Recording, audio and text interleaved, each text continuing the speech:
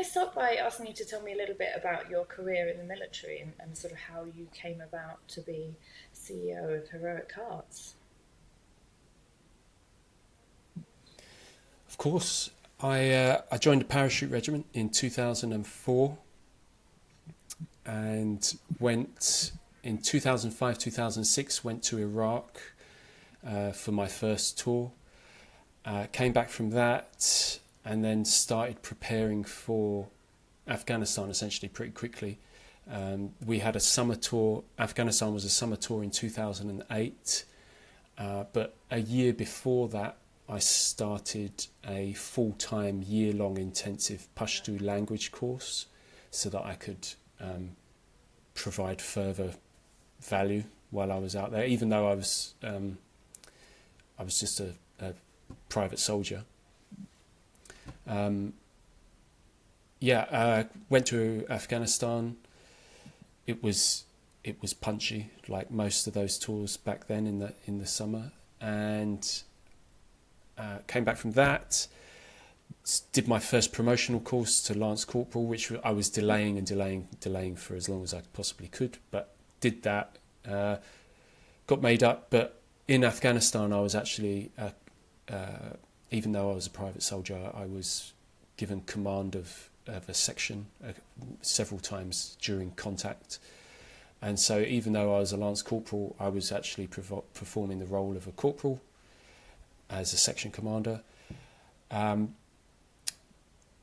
I then decided that I wanted to leave the military and become a teacher, and that at that point there was a troops to teachers pathway. So I went to Sandhurst as logistical support. I'd never performed that role before, but it was an opportunity for me to do my a degree while I was at Sandhurst. So I went there, and this loops all into my experience with Heroic Hearts. I was suffering at this point from my experiences in Afghanistan, and it was changing my decisions about what I wanted from life, from my career. Also, the troops to teachers pathway was deactivated, even though I'd already started my degree. And so I decided, while I was at Sandhurst, my ultimate dream was originally that I would join SRR, which is a Special Reconnaissance Regiment. And so I did that selection, but I lasted only 4 months, got kicked off of that, came back to battalion, came back to 2 para, said, yeah, this is me, I want to leave now, I'm not doing so well, I just need out of this environment. I was very lucky that I actually interviewed for a job at JP Morgan and got that job at JP Morgan, and so left the military nearly immediately. I didn't give the year-long notice, it was a few months at max. And it was while I was at JP Morgan that, while I thought I was going to get some relief from the mental health struggles that I was having, actually it made it worse. And because I had a mortgage and I had a high-paying job that, demanded a lot from me, and it was at that, while I was there, then the big changes happened for me, which was, I've got to take some responsibility for this, because none of the conventional therapies that I've been given by the military doctors, by the civilian GPs, talking therapies, SSRIs, none of them were working. And so it was while I was at JP Morgan that I went on holiday to Peru, and I drank ayahuasca for the first time. And then I came back from there. Obviously, maybe not obviously, but I'll explain the changes at that shortly, I assume. And at that same time, I then left JP Morgan because I went to study martial arts and meditation in China.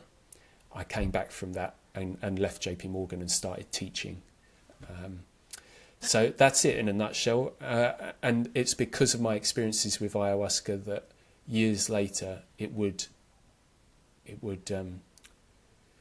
prompt me to start Heroic Hearts. I mean, That's it. that's quite the journey, and particularly going right back to thinking about your roles and responsibility as a lance corporal on an operational tour. Um, that's quite some responsibility to shoulder very early on in your career. How did you Um, how did you feel about that time? yeah, I was actually really grateful for it. I didn't actually struggle with that. I loved it. I was actually a Right. senior Okay. Tom by then, so Yeah. I wasn't new. Um, I think my name was Yeah. quite well regarded. I was held in some Yeah. regard. I guess I must have been. So even though I was just a Tom with a section, I I thought it was the most Really. amazing thing that I'd ever done in my life, and it remains one of the most amazing things because I actually had, because of my Pashtun knowledge, part of my section were Yeah. Afghan National Army in my section, as well as the rest of Yeah. my colleagues in Tupara. And so I got to teach them I got to teach them contact drills from a parachute regiment perspective. And then the people that I had taught, I got to take them through Yeah. contact drills live with an enemy. So that wasn't the problem. The problem was Yeah. we lost a lot of people. I lost very close friends in very, obviously, very traumatic experiences.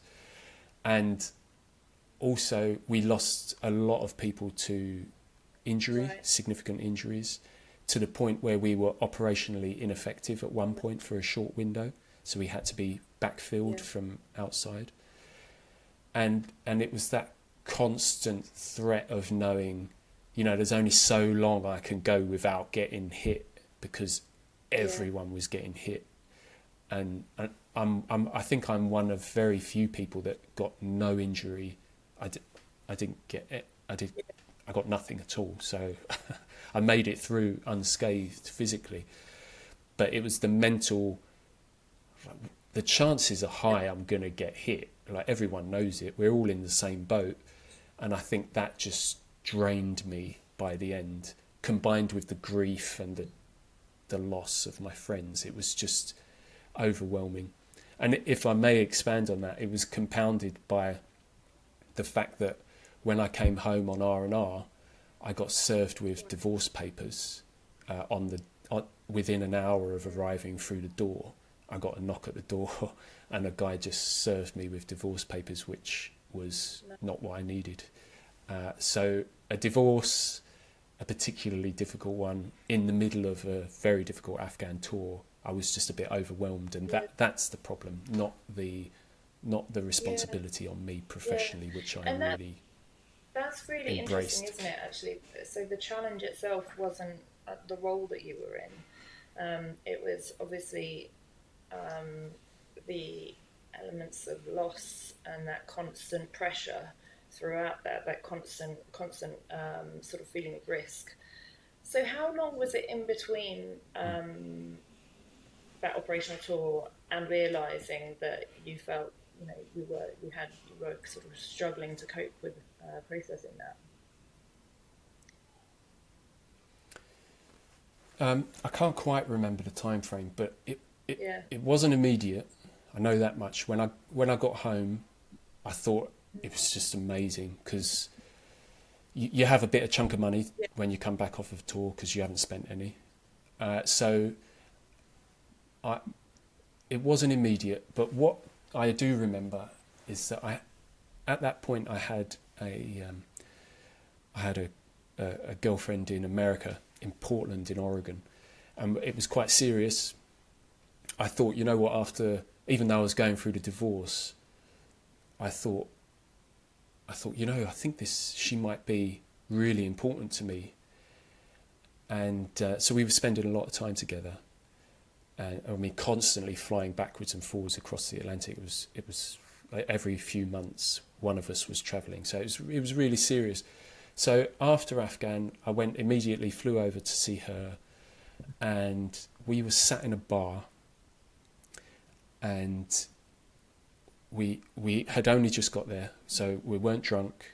I had a drink, but we weren't in any way drunk. It was very early, and we were just it was just wonderful to be there with her.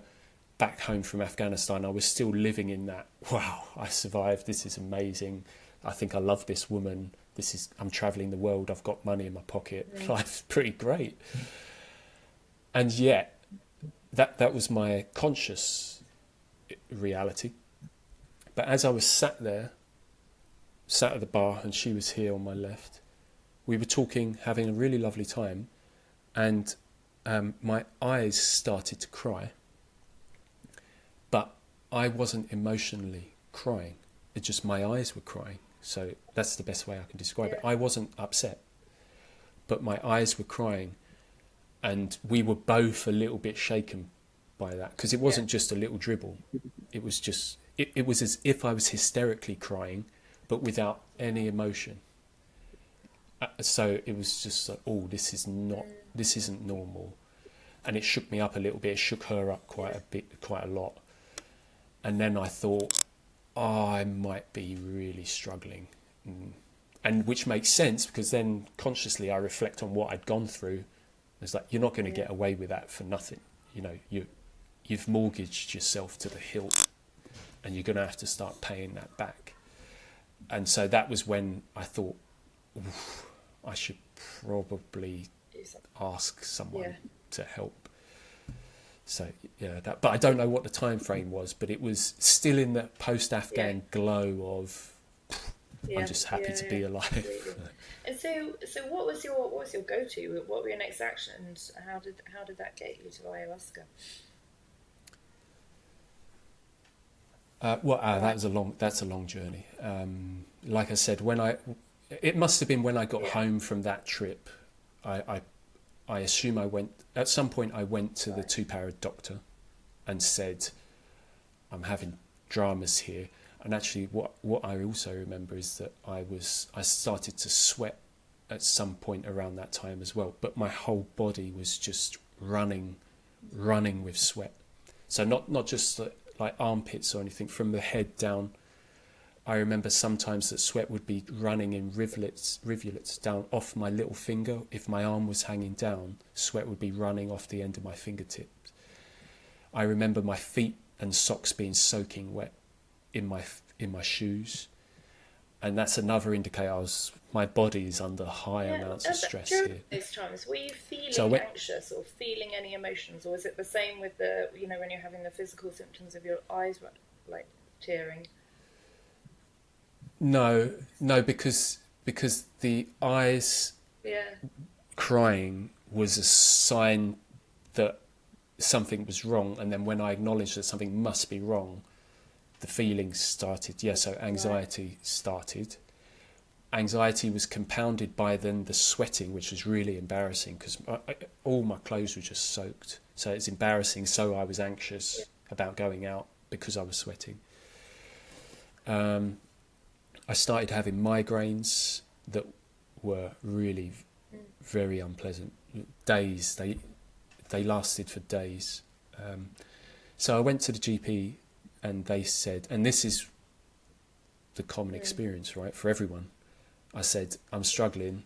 And he said, why don't you talk to someone? Why don't you take these SSRIs, these antidepressants? And I said, well, fine. But they didn't work. The talking therapy was, I would say, bad for me. The SSRIs made me feel numb, and I was in a position where I thought I would rather feel pain than nothing. I remember thinking that I couldn't live feeling nothing at all. So I stopped all of that, but then I went back and I started it again, but the same thing happened, so I stopped it again, and I did it another time, 3 times. Each time was the same. But then when I was a civilian at JP Morgan, I went back to GP and I said, this is my history, it hasn't worked before. And they said, why don't you try it again? And I thought, okay, fine. And it didn't work.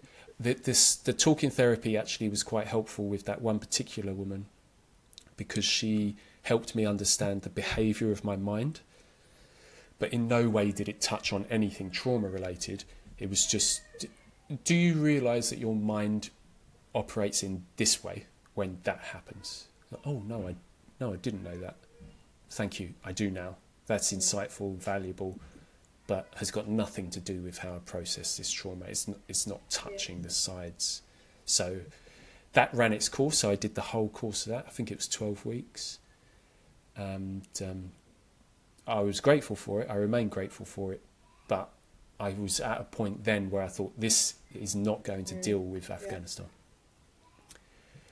And also that relationship that I spoke about had also finished as well.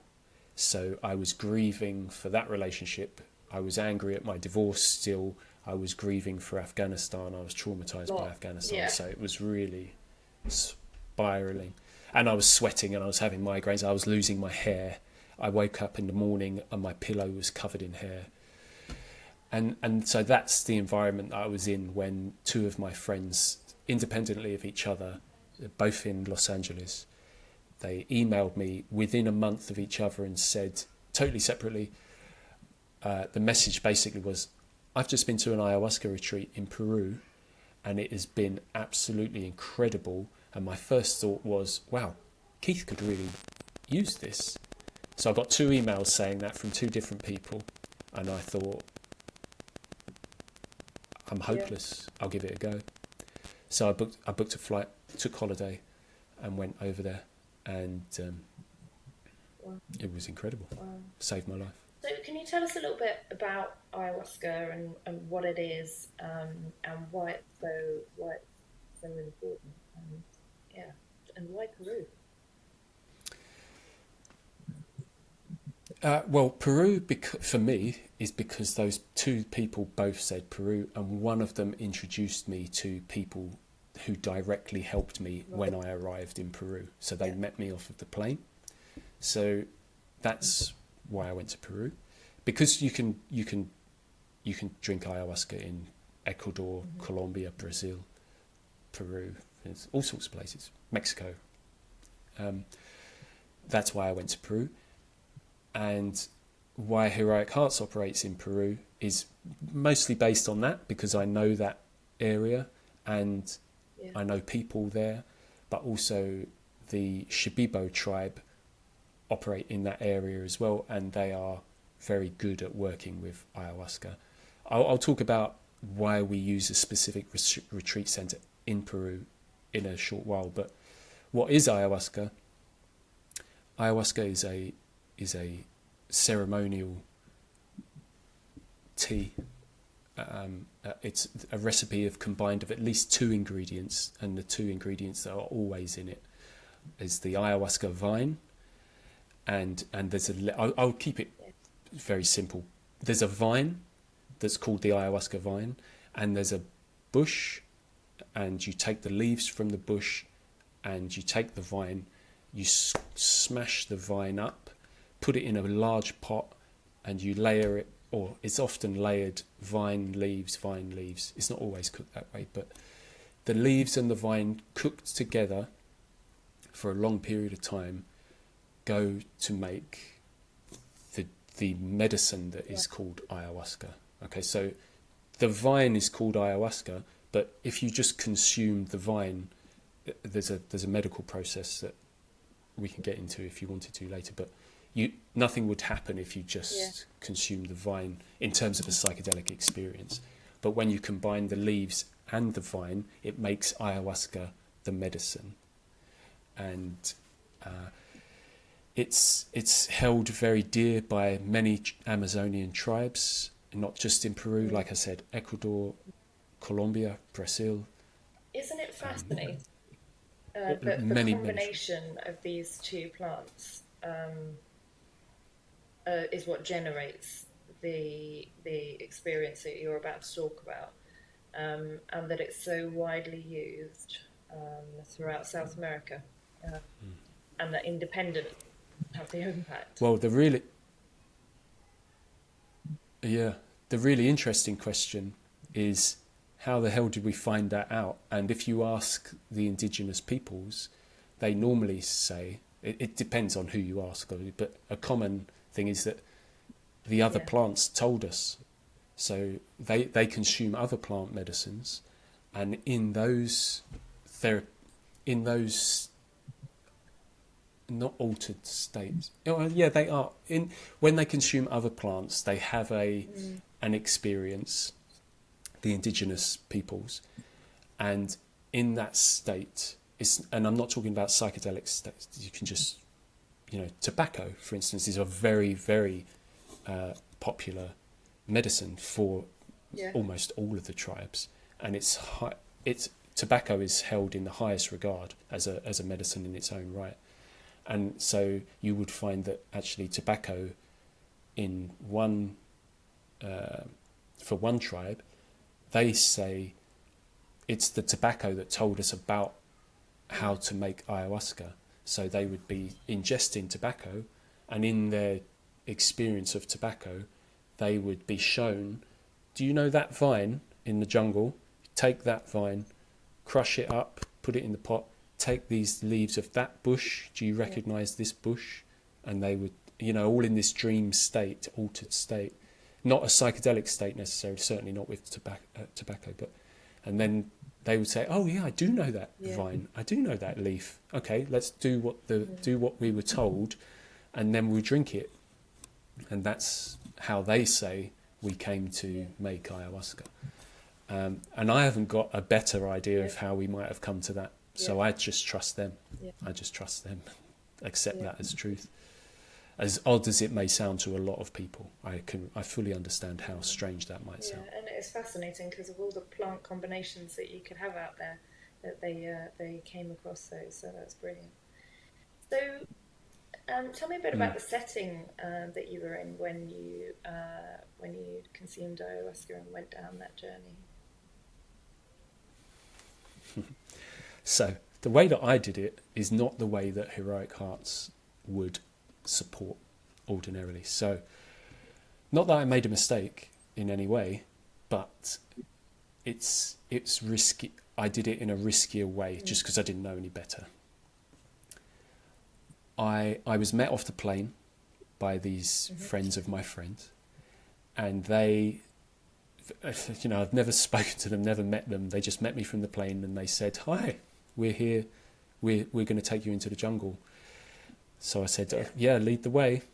And so got in their car. We drove. I think we went to their house first to pick up some stuff because I had to take all my drinking water, all of my food with me for the duration, which was about 10 days. So a lot.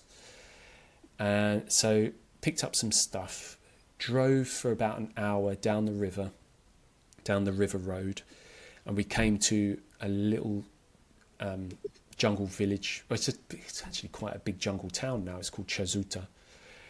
Got to Chazuta, met one of their friends who was going to come with us. Got on a boat, went upriver for about an hour. Got off the boat at a really remote jungle village, and then got all of our stuff on our backs, and we hiked up into the jungle for about an hour. So it was an hour's drive, hour boat ride, hour hike up into the woods. And when we finally arrived, the people that met me at the airport, they owned it's called a tambo. A tambo is just a wooden hut. And it's where people live in the jungle. It's on stilts so that any flooding doesn't affect it. But there was no electricity, there was no running water, nothing. There was a river running past it, loads of fruit trees around it. And they said, right, this is your home, this is where you're going to live. Juan, who we picked up in that other village before the boat ride, he has a cacao farm about 500 meters further up the path, and he's here in the area should you need him. But otherwise, enjoy yourself. You've got all of your drinking water, you've got fruit trees here, you can swim in and bathe in the river. And on 2 nights, the local maestro, they don't use the word shaman, but for this we can say shaman. The local shaman from the village that we just left, he's going to come up and give you the ayahuasca on 2 occasions during the next week or so. And I said, right, okay then. So I just spent that time relaxing, and it was a godsend. It was just wonderful. And then the shaman came, and Juan, who lived further upriver, he came at the evening, because he was going to keep me. It was his job to keep me physically safe while the ceremony was taking place, and it's the shaman's responsibility to keep me spiritually safe from their perspective, because it's a spiritual experience, but the human body needs looking after while it's in that other place. So Juan's there to support, and the shaman is there to come into the experience with me. And he just looked like an ordinary guy. He was wearing I remember him wearing quite a dirty t-shirt, some rolled up jeans. The ayahuasca was in a Coke bottle. It looked like mud, and he just poured it into a glass. We laid down on the terrace of the hut, and I drank it. He said, "Lay down." I lay down. He because I didn't speak that well Spanish, he made it clear to me that I should listen carefully to the songs that he would sing. So I should be very careful listening to what he was singing. I wouldn't understand the words, but I had to pay attention. I couldn't just lay there and look at the trees and just I had to pay attention and be focused. And so that's the setting and the conditions of which I took my first two ayahuasca ceremonies. At any point in that process, while you're looking at this muddy water in a Coke bottle being served to you by a guy in a slightly grubby t-shirt, at any point in that were you questioning your life choices there? Or were you just in that moment? Yeah, I recognised, I thought, this is a bit, which it didn't I wasn't daunted, but I did acknowledge, I thought, this is, life's pretty wild. Life's pretty wild. But then at that same point, I thought, you know what, Keith, you're good at this. Life is wild. This is what you keep asking for. So embrace it. And I immediately trusted Juan and Don Aquilino, as I would come to know him after that. Very trustworthy, very calm, patient, kind people. And so I did have that thought, but at the same time I just thought, well, you're here now, so you may as well get on with it. And just think about what state you're in at home. You're in a bad place and nothing is working, so let's just go for it.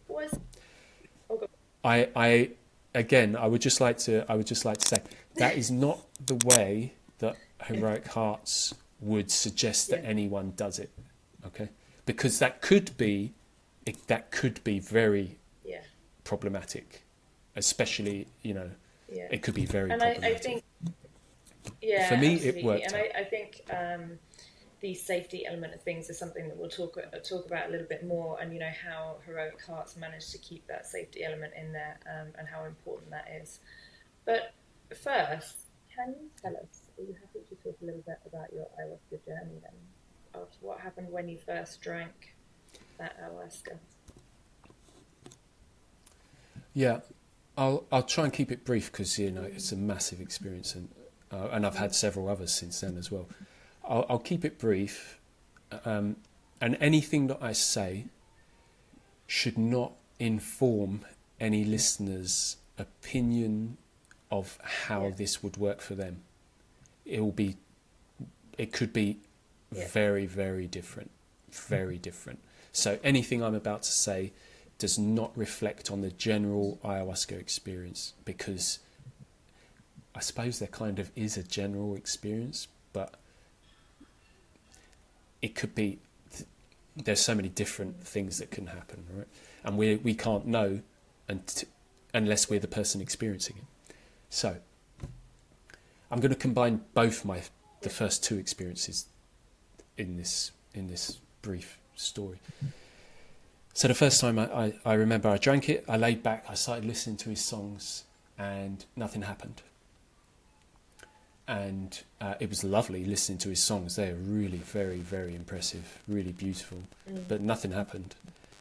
I felt despair. I thought, oh my God, I've come all this way and nothing's happening. That is a common experience. That can happen. But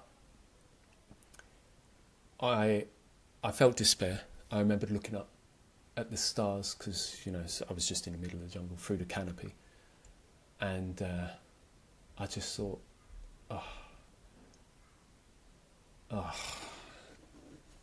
and I just went to sleep. And he stopped singing, and I just went to sleep. And then, while I was asleep, I woke up somewhere else. And it's in a dream space, I woke up somewhere else. I hadn't been kidnapped or something. So I woke up, and even to say I woke up is not technically correct. I became conscious in my dream sleep state, and I was in space.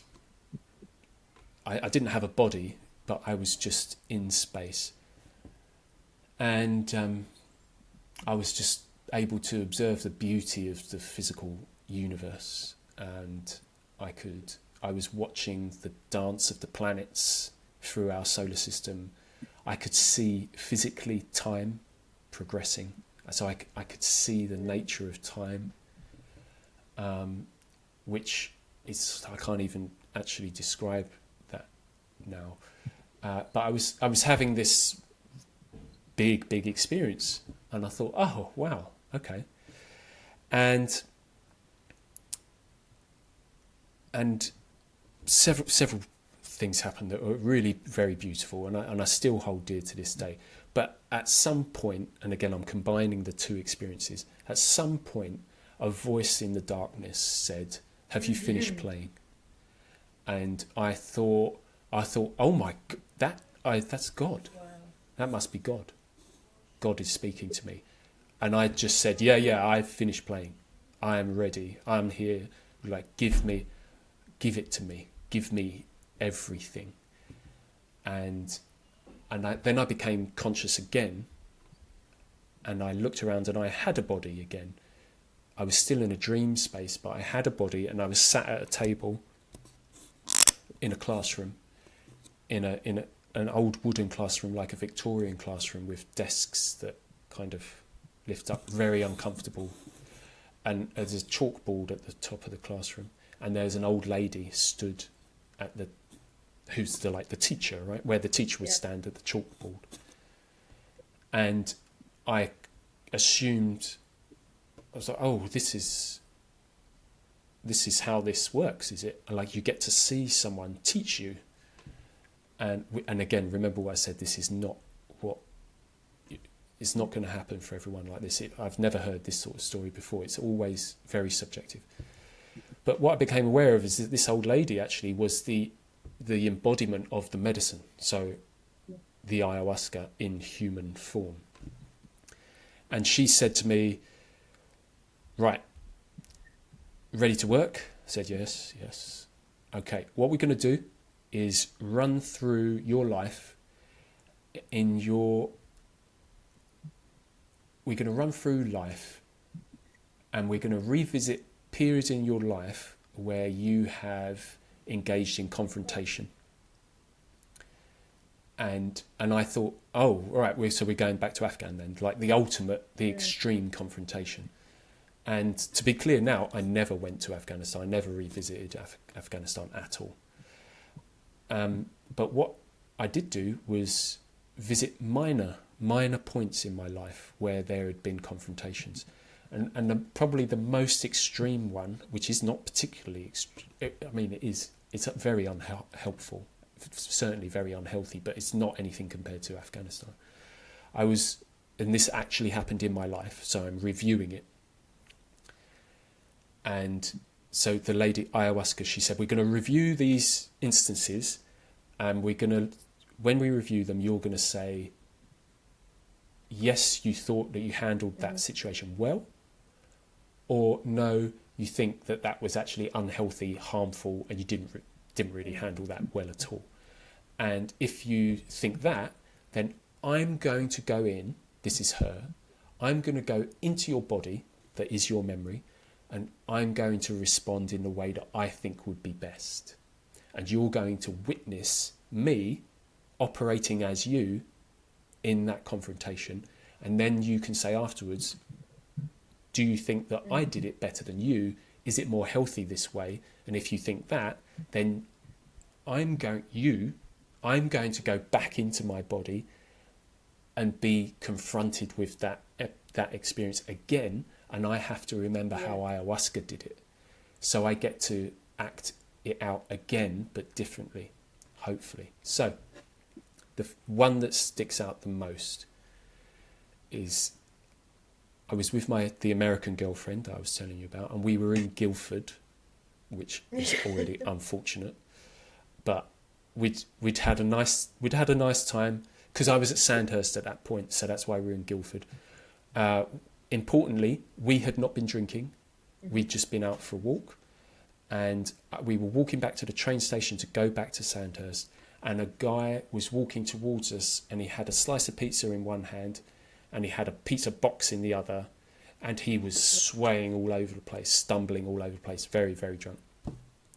And so we separated hands to try and get this guy between us. I stepped to the side, he stepped to my side, and the pizza went into my shirt and the pizza box went onto my shirt. The pizza, everything went on the floor, and he got really upset. And to my credit, I actually wasn't that upset at that point. But then he started getting violent, and so I headbutted him in the street. And then at that point, ayahuasca said, okay, now, seeing that again, do you think that that was a healthy response? Do you think that that situation resolved itself well? And I said, well, no, obviously not. But in my defence, I did try. I was in a difficult spot because, post-Afghan, I was already... She said, none of that matters. Do you believe that that was resolved in a good way? And I said, no, clearly not. So then she said, okay, I'm going into your body now. You watch me, and I'm going to go through that scenario in your stead. And I watched her, and she just was like patient, kind, compassionate, understanding, and it all resolved wonderfully well. The guy was apologetic and just stumbled off on his way. My girlfriend was just like, oh wow, you're amazing, wow, well done, that was great. That could have been really unhealthy, which obviously it was in real life. And then she came out, the ayahuasca came out and said, do you believe that that was resolved in a more healthy way than what you did in reality? Obviously, yes, it was. Okay, that's the lesson. Now the test. You go back into your body and you're going to experience that again. Try and do what I did. Okay, so now to cut this really short, if I managed, so I did this many dozens and dozens of times through different experiences in my life. Through this hours and hours and hours and hours, it felt like lifetimes of lessons.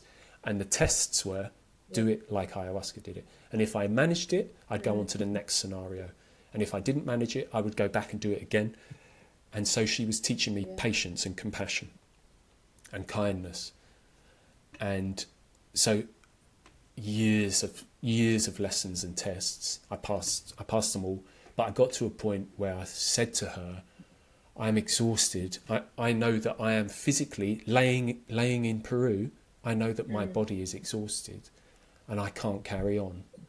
We're going to have to stop. I'm so sorry. And she said, no, goodbye. And I woke up stone cold sober. I just sat upright in my body in Peru and I was stone cold sober. It was an incredible experience. And life has never been the same again because I now had the tools of compassion, patience, kindness that in duress and in stressful situations, I can at least try to employ them in every situation that I come across. That's my work. And life has never been the same again because I tried to do that. So that's my first experience. How much time had passed ish during that? Don't know. Yeah. I don't even know. Don't know. I didn't take a watch or a phone with me on that trip at all, so I have no idea. But an ayahuasca journey will last 4 hours, probably at least. But I've done some since where I know that it's been 9 hours for me personally, which is long. That's a long one. But, I've timed them. So it's between 4 and many hours, I suppose. But it just depends. And we can't know who's going to go for how long. You just have to wait until you've finished. So, you went on to have a second experience during that first trip. And I suppose one of the questions, how were you afterwards? How were your physical symptoms? Were they still present with you? Was your emotional symptoms still present with you after that initial experience? Psychologically, I recognised, I knew I had been healed. My PTSD had been healed at that. I knew it.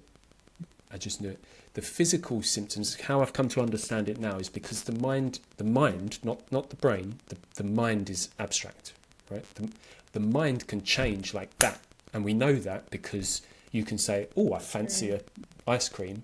And then 2 seconds later you can say, oh no, I don't fancy an ice cream. So the mind can change like this. And that's how it happened for me. My mind had been changed in an instant. Well, it wasn't an instant, over those hours. But the body is dense, gross matter. And the body takes a long time to change. And so the physical symptoms were retained for quite a long time. But the mind had already been changed. And then the brain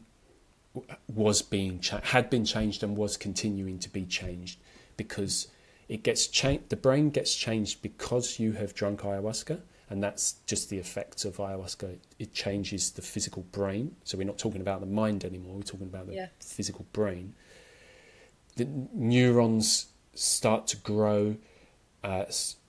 Neurons start to connect. And if they're already connected, they can strengthen, or if they're already connected, they can dissolve. Let's say because you've got a bad habit, which is a neural connection. So if it's a strong connection that needs breaking, that can be broken. And if it's a weak connection that needs strengthening, it can be strengthened.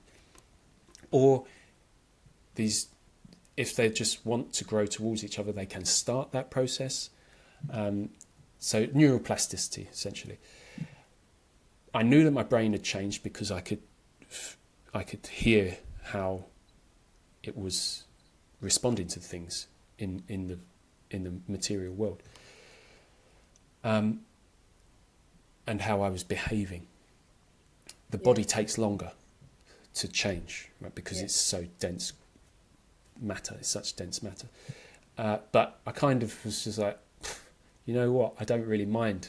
That's okay because this has changed. My heart has changed, and I actually the way that Heroic Hearts it started on that trip. Heroic Hearts really started at that trip because I remember stepping out from underneath the canopy when I was leaving back into that tiny little village where the shaman had come from, and I stepped out from the canopy, and I just thought, this is the most remarkable experience of my life.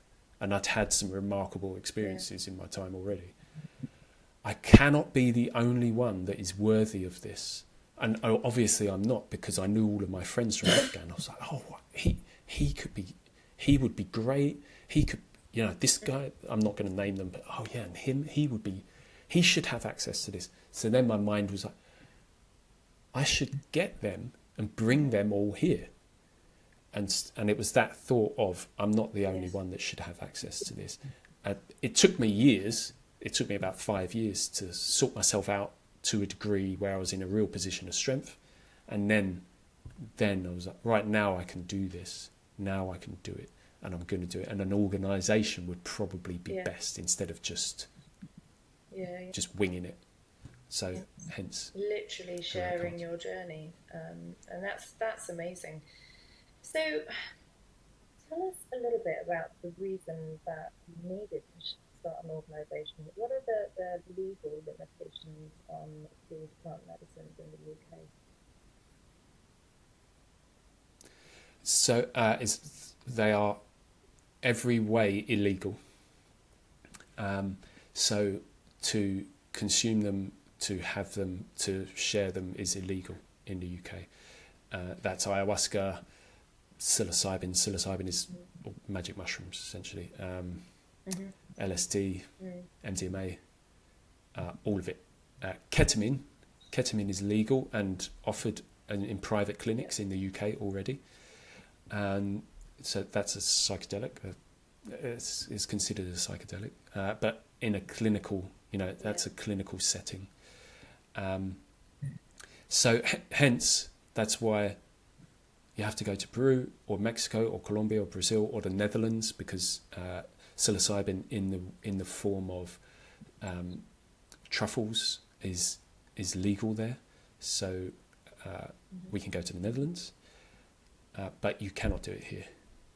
And that is really unfortunate. Drug policy in the UK, the way that I describe drug policy in the UK is cruel. It's a cruel, bizarre policy. It doesn't make any sense. It's not based on scientific fact at all.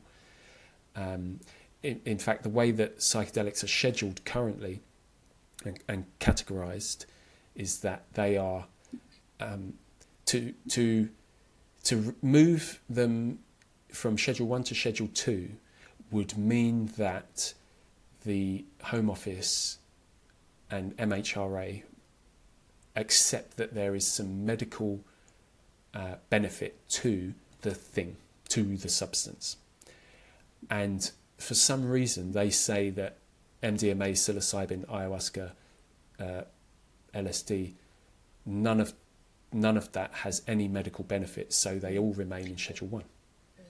Despite many, many, many, many dozens of research papers saying that there's actually strong indications to suggest that there's a great deal of medical benefit to these substances, and rescheduling them into Schedule 2 would not make them legal. It wouldn't even decriminalise it. It wouldn't do anything of the sort. It would just mean that research institutions, be them private or public, could afford to research them.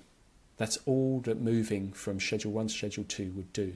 It would enable Manchester University, Exeter University to research them at an affordable rate, because to hold a license for Schedule 1 drugs is prohibitively expensive.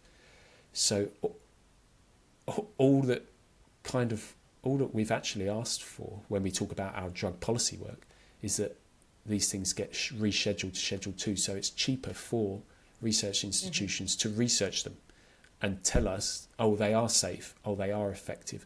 And then we can talk about, right, we're going to legalise it for therapeutic reasons, just like cannabis. Cannabis is legal on the NHS for therapeutic reasons. There's a host of massive problems with cannabis and the rollout through the NHS, but technically it is available on the NHS. It's desperately flawed, but it technically is. Psychedelics is nowhere near that yet. All we've actually asked for is this rescheduling so that more research could be done with an eye to allowing access, compassionate access to psychedelics for people that are struggling and that are treatment resistant. And it's interesting, isn't it? Because actually the research that has been put forward as evidence spans decades. And I think the rescheduling of these medications happened and slammed the brakes on development of these medications, despite really compelling research that actually they're better than SSRIs and some of the more traditionally prescribed medications that are treating depression and anxiety disorders. Yeah. Well, I would actually offer that the psychopharmacological offerings, which I drugs that treat the mind, mental health issues, none of them are pharmacologically designed to resolve the problem. Western medication is always focused on treating symptoms.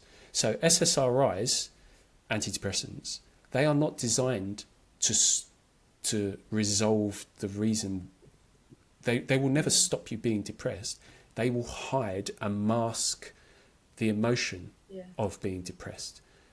The way that I offer it as an image is that this is your depression, and you are here. You're, oh my God, I'm just dominated by my depression. I can't operate. You take SSRIs, and if you're lucky, they do that. So you just think, I'm not dominated by my depression. That can be really valuable, obviously, because it can save someone's life if they no longer feel totally dominated and like depression's got them by the throat. It's great. So I'm not saying they're absolutely useless. I'm just saying that a large percentage of people don't find that they work very well. And in fact, some people say they're harmful. I would be one of them. To me, I found them harmful. Now, the problem is that if this is your depression and this is SRI, you take them away, it's still there. Nothing has happened. Because that's the design. That's just the design of the drug. They're not designed to resolve the problem at all. They're just masking the symptoms, which... life is meant to be better than that. We're meant to be living better lives than that. Not just getting through each day. It's meant to be better than that. And what psychedelics do is there's no masking. If anything, what they do is if you are trying to hide from your depression and anxiety and PTSD by saying, oh my God, I don't want to look at it. I do not want to look at that because it's really difficult. What psychedelics will do is this. And you have to look at it. And over the experience, what it does is unfold itself and you just observe it more objectively. And because you're observing it, you're understanding it. And because you're understanding it, the grip it has on you is lessening. And sometimes, if you're very lucky, it might just totally dissolve and never come back, which is the case for me with my PTSD. And while it's very hard because it's the thing that you don't like about yourself, the thing that hurts you, looking at it, that's really hard. But it's the way that the way that it goes. And to be honest, the only thing that's comparable to psychedelics, from my personal opinion, is meditation. And I don't. When I say meditation, it doesn't have to be seated meditation. There are many different forms of meditation, but I'm relatively well versed in some of them. And the only thing that's comparable to the medicinal therapeutic effects of psychedelics is deep meditation, because it does the same thing. You sit there, or you stand there, or you are there in silence, focused, and these things will come up. And the trick, you have to stay there still and not allow yourself to be distracted, or distract yourself to save yourself from the trouble of looking at this. So it's, in a way, it can be viewed as a very similar technique. In a way, it's not. In no way is it exactly the same. The problem with meditation is that it can take you 10 years to sit there long enough to develop the skill to get to that point. Whereas ayahuasca, psilocybin, ketamine, LSD, MDMA, if you do it correctly, safely, you can access that nearly immediately with very, very little side effects, other than the fact that it's actually a difficult experience to go through psychologically, emotionally. It's difficult, and physically it can be difficult because you might have to vomit and you might have diarrhea. So it's difficult, but I'd rather have that than PTSD and depression and anxiety. I'd rather face up to everything and get through it and do it and get rid of it And that's why working with veterans is such a pleasure, because we have that character. Most of us, we'd be like, you know what, I've got an opportunity. This is going to be hard. Okay, I've done hard things before. I'm okay. Yeah. Let's go. And it's interesting as well, because I think part of PTSD, you know, if you ask someone to go and meditate on those things, actually people's minds often aren't even in a state where they can hold any thought, never mind the traumatic one. So Exactly. yeah, so certainly using some of these plant medicines can be such a phenomenal tool. You mentioned, Keith, actually, that you had had multiple experiences, although, you know, certainly felt a lot of healing from that first one. Is that common that people need to go back and stay free of those things, or do sometimes people just go on one journey and they're there? Yeah, I mean, well, so I should clarify, is that the reason why I've had several psychedelic experiences is not because my PTSD came back.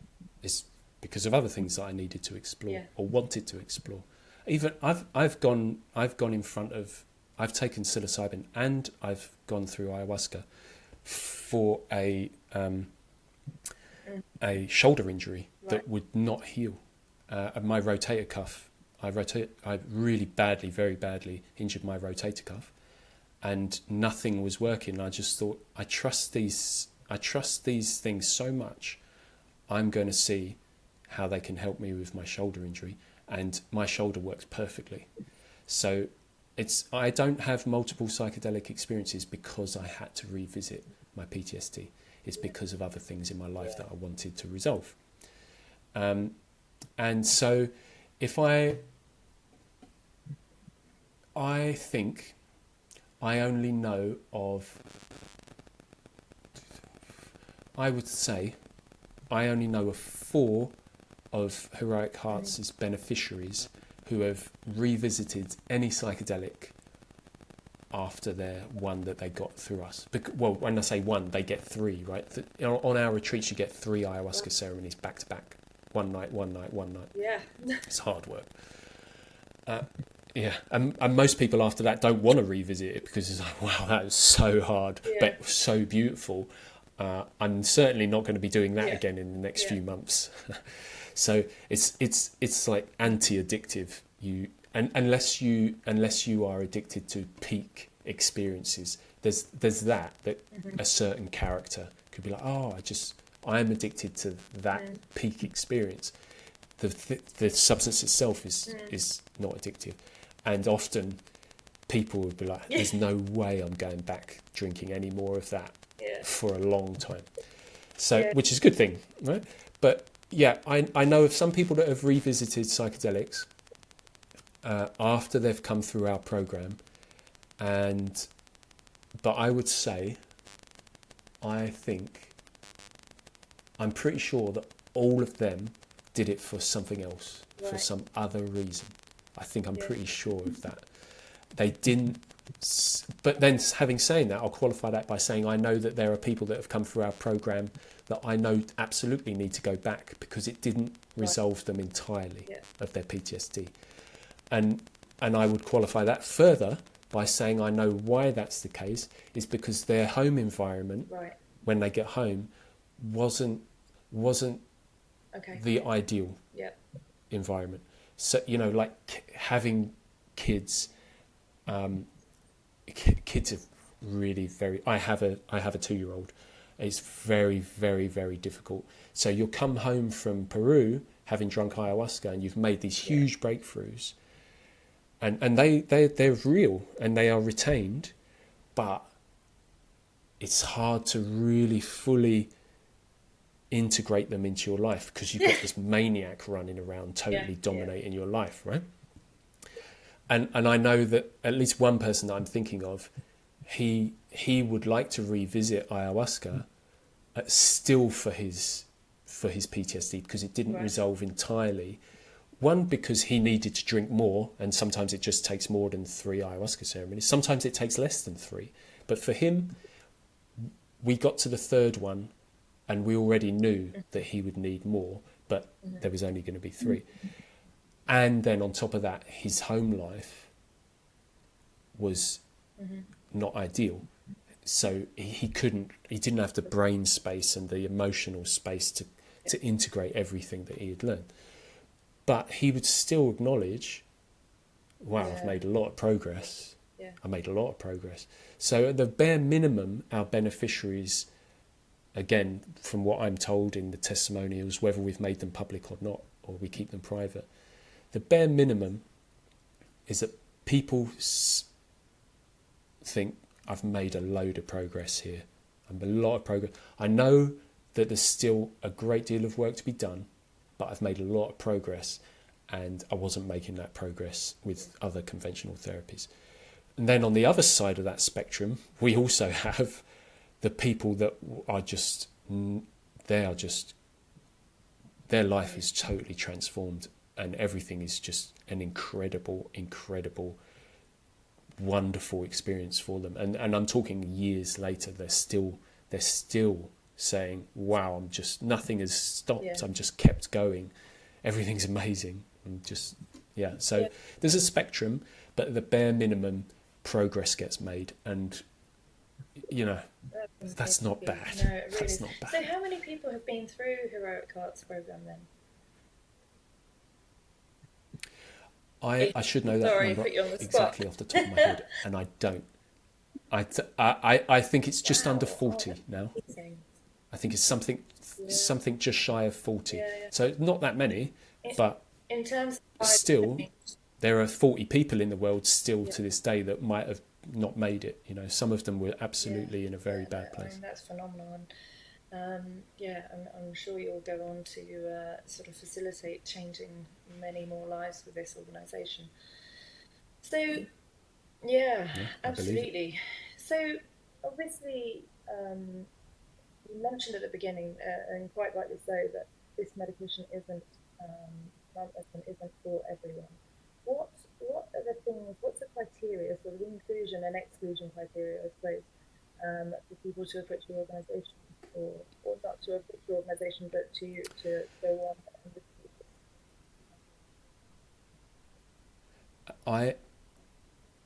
and when I get asked that, so you can research this, okay? So anyone can research what exclusion criteria is for psychedelic therapy. And so it kind of makes what I'm about to say a bit redundant, but I kind of don't share what our exclusion is, because people will lie, because people are desperate, and we need them to tell the truth, and sometimes they're so desperate they won't tell the truth. And that's totally understandable. I'm not judging people for lying on their application forms, but we have to be careful, right? Yeah. We have to be careful. So those people could still just easily type it into Google and it'll be there. I'm not going to add to it though. And we might have other things as well. So you understand why I'm not going to get into that. So which groups of people, you've mentioned veterans. Is it just military veterans that you help with through this organisation? No, we're open to emergency services personnel as well. We've actually, and I say personnel but instead of emergency services veterans, because we've actually serving emergency services personnel. Yeah, we haven't serving military personnel. And we wouldn't. I don't think. But emergency services personnel, very bravely, and he's already gone public. He had an article in the Times or the Telegraph, I think. A serving police officer has been through our program, and he had reached a point where he just said, you know what, if it gets me in trouble in my career, what's more important is that I live, that I just keep going. And if the police say, well, you're sacked, then he didn't care. And we just thought, well, you know what, who are we to deny it? You pass all of our criteria. If you want to go, it doesn't affect us. It's not like the police could come for us, because we're not giving them the ayahuasca. We don't give anyone anything. We just help them get to a retreat. And so we've had other serving police, other serving paramedics, and former firefighters, So yeah, emergency services. If there's a Yeah. blue light involved, Okay. they can come. As obviously military as well, That's great. military veterans. So I suppose the group of people really that we're talking about, people impacted by PTSD. If you had one piece of advice that you could give them, what would it be?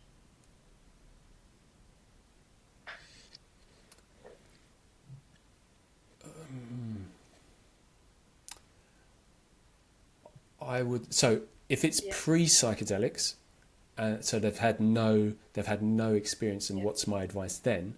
It would be be cautious. Don't do anything. It's no good saying don't do anything silly. What is silly? Yeah. Don't do it alone. Yeah. Don't do it alone. If you're going to do it not through Heroic Hearts, and you privately go to a retreat centre, then you should absolutely look at what that retreat centre offers. Do you think that they're supporting you enough? Are they used to working with veterans? If you're a veteran, because we operate differently. That's why we use the same places again and again and again, because they are very well experienced at working with veterans. So be cautious, don't do it alone. If you're going to do it at a retreat centre, make sure that retreat centre isn't full of cowboys, because they are out there. I've got to say, I think the majority of retreat centres are there very, very well-meaning and professional and safe and experienced. I think that's the vast majority. But there's definitely other people out there that are just, you just think, you're pretty wild. There are, I wouldn't do it in the UK. I wouldn't do ayahuasca in the UK, just because you don't know what you're taking there, because that could be anyone. So make sure. Yeah, I mean, what I'm talking about here is trust, right? That if we're going to use one word to explain what I'm trying to get across, is trust. You have to feel like you can trust the people that you're. It's going to be the most vulnerable place you've ever been to, and you need to know that you can trust the people that are facilitating that experience. And then if you are looking to do psychedelics, or you are about to do psychedelics, then my word would be courage. So trust. Make sure that you feel that you can trust everyone, including yourself. Are you right? Are you right for it? And then when you are going to do it and you're in it, then you need courage. And you need courage. It takes courage to do this work. It's really hard. You might be one of those people, whoever you are listening to this now, you might be one of those people, and you get nothing but nice shapes and colours and, I don't know, unicorns or whatever. I've never heard anyone seeing a unicorn or anything, but, shapes, mandalas, animals, and you just think, wow, it's the most glorious experience of mine. Good, it's great. I hope it's actually valuable, because being beautiful doesn't mean it's valuable for your healing. In fact, often I kind of hope you have a really difficult experience, because that will mean you're right digging in, doing your work. And so courage is, you've got an opportunity. If you found yourself in a position to do psychedelics, you've got an opportunity to resolve the thing that is haunting you or causing you suffering. And there's going to come times where you think you're overwhelmed. I can almost guarantee it. You're going to feel overwhelmed. And it's at that point where you're going to have to turn back to it again. Just when you think you can't do any more, take use of the opportunity that you've got. Work hard. And to do that requires courage. You've got to work hard and get it done while you've got the opportunity. Yeah, absolutely. Those are some interesting points to bring out. I think partly as well, because conventional therapy often tries to very much keep you in a place of comfort. Certainly a lot of the talking therapies and sort of feeling safe and in a safe place, and actually this isn't the case with this plant. Well, you still want to feel safe. Yes, I don't think you're talking absolutely. about that Yeah, though. I mean, But yeah, physically safe, absolutely. But yeah, it's it's going to take you mentally into some places where you might potentially feel quite unsafe, and yeah, so that's a real difference, isn't yes, it? So yeah. And that's why the trust comes in, because you're going to have to trust that the people looking after your physical yeah, body while you're going through whatever you're going through have got your very best interests and are deeply committed to supporting you before, during, and very importantly afterwards. And that's why we offer what we offer, which is a 9-week program, which you're not going to get a 9-week program at, well, I mean, yeah, barely anywhere offers a 9-week program, because it's just not cost effective for a profitable business, for a profit making business to offer a 9-week program. Doesn't make any financial sense. All they want to do from a profit looking business, what they really want is, can we get them in? Do we want to look after them? Sure. But actually you need to get them in, get them yeah, on the retreat, get them out again, so that we can get the next ones in, while still providing adequate care. I'm sure most yeah, of them are focused on that. But for us, we go way beyond that, because we're non-profit, hopefully to be charity soon, is that we provide 9 weeks of care, 2 weeks after, the 1 week on the retreat, and 6 weeks after. Sorry, did I say? yeah. It's 2 Sorry. weeks before the retreat, Yeah, one week on the retreat, and 6 yeah, weeks after the retreat is what we offer. And that is a very rare find, but we find that is how you get, that's how you extract maximum benefits out of this and that experience. I think I completely agree that wraparound care must be so important to the people that you're serving. So that's a phenomenal offering Yeah. that you've got there. I think. And part of that actually is peer support. I'll just quickly add on how important peer support is who are you going Yeah, through it with? Because if, again, you're listening to this and you're a veteran and you go through it privately, chances are no one else on your retreat. You'll go to Brazil, you find a great retreat centre, chances are no one else on that retreat of yours is going to be a veteran. So no one else is going to yeah, know your language, the little things that we say. No one else is going to understand what you've been through. Whereas on our retreats, we all know what's going on. It doesn't even, there's never any stories, yeah, there's no gobbing off, there's no war stories, because no one cares, because we all got war stories. So there's none of that, but in a really good way, whereas just everyone can just say, you know what, yeah, that's all behind me. I don't even care about that stuff. I just yeah, want to give you a hug and move on with my life. I don't care about war stories, and because that with other people, with civilians, if they find out you're a veteran, it will come up. They'll be like, "Oh, were you in Afghanistan?" You're like, "Oh yeah, yeah. Oh, what was it like?" And of course you can say, "Oh, I don't want to talk about it," but that doesn't even come up yeah, with us. We don't. If you want to talk about it, you can talk about it, but we don't care to ask you about it, because it's behind us, and we're focusing on what we're doing now, which is get you through a psychedelic experience safely, and what does your future look like now? It's like, oh wow, it looks totally different. Sure, it's informed by your experiences, hopefully very positively, but really, yeah, great. I mean, great. Yeah, I was in Afghan. It was difficult. It was amazing. It was all of those things. Actually, I don't. Yeah, great. I'm a better person for it. Hopefully, we can say that after psychedelics. Yeah, it's made me who I am, that's valuable. But also at the same time, don't really care about it anymore. I'm focused on that out there in the future, and this is exciting. So obviously we've touched on the fact that this is Schedule 1 drug, and the limitations that puts on research, and the fact that Heroic Hearts are an organisation that's hoping to facilitate the change of that. Professor David Nutt, who was previously chief advisor on drugs for the government, has obviously also put in his full weight behind that, and his phenomenal wealth of experience.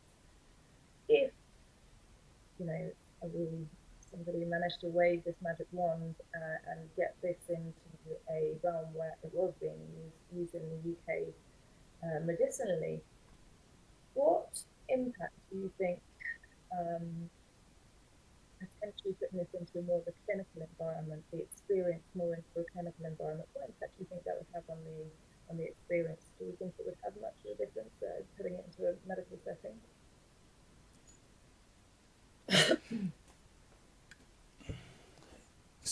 So I've got a personal opinion on that, and then I've got a professional opinion. My professional opinion is that Heroic Hearts is patient-led. And if you apply to Heroic Hearts and you say, I love what you're doing, I do want to try psychedelics because I'm in deep trouble, but there's no way I'm going to Peru, and there's slim chance that I really want to go to the Netherlands because you're like, I'm just not in a place where I can do that. I would feel safer going to Imperial College and letting Dave's team look after me. I separated that by saying personal and professional. Personally, I would very much support that person. I would try and get them on a trial wherever we can, whether that be at Imperial or King's or a private research like Clerkenwell, because that's how that person thinks they extract maximum benefit from the experience. And if that's true for them, we've got no comment to make other than good, we'll try and help you. However, the clinical model, which is currently for the sake of trials, so clinical trials, they are, rightly or wrongly, the way that we accept or that we believe will legitimize psychedelic therapy as a therapy. And you're like, that's good, okay. If it gets legitimized, great. But that doesn't mean that the settings and the protocols for that's not what I want to say. The settings for clinical trials are the gold standard for the offering of for the provision of the therapy. It's the gold standard, apparently, for gathering data. That's the gold standard, right? But that doesn't mean it's the gold standard for the provision of that therapy. We would offer, and I say this after having just said we're patient-led, we are patient-led. So if someone wants a laboratory, a clinical environment, great, we can help. We can help. But it's our belief that if you felt as a patient that you could get yourself to a ceremonial retreat setting for psychedelics, group therapy, then that is, for the most people, that's the ideal for the provision of the therapy. Group, I'm generalizing slightly, but group setting among your own community, professional facilitators who have been doing it for decades and decades and decades, a natural environment, i.e. with trees or fields, something like this, because a disconnect from nature is normally always part of the problem, and two, one of the first things people say post psychedelics is, I really feel like the need to connect with nature more. So we're like, well, we should just do psychedelics in nature then, because that's what the indigenous peoples of the Amazon do, obviously. And even in like Mexico, where mushrooms have historically part of their culture, and in Western Europe, mushrooms is part of our culture. They're never done in a hospital, because hospitals haven't existed until modern era. So group with your own cohort, with your own community, a natural setting, a retreat, because it can also feel like a pilgrimage where you are saying, you know what, I am committing to a physical journey of healing and self-exploration, which can be really important.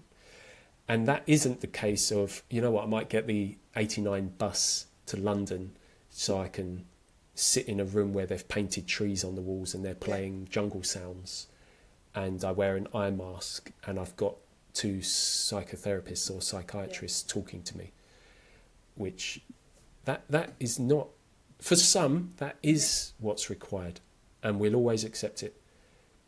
But that is not the ideal for the majority. To extract maximum benefit, that is not the ideal provision.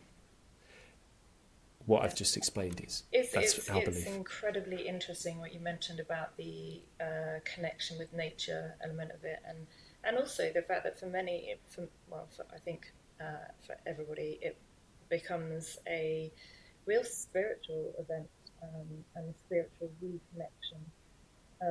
Actually, interestingly, Dr. Sam Gandhi, who is who did a phenomenal bit of research on the impact of psilocybin and that feeling of connection to nature and the therapeutic value of it.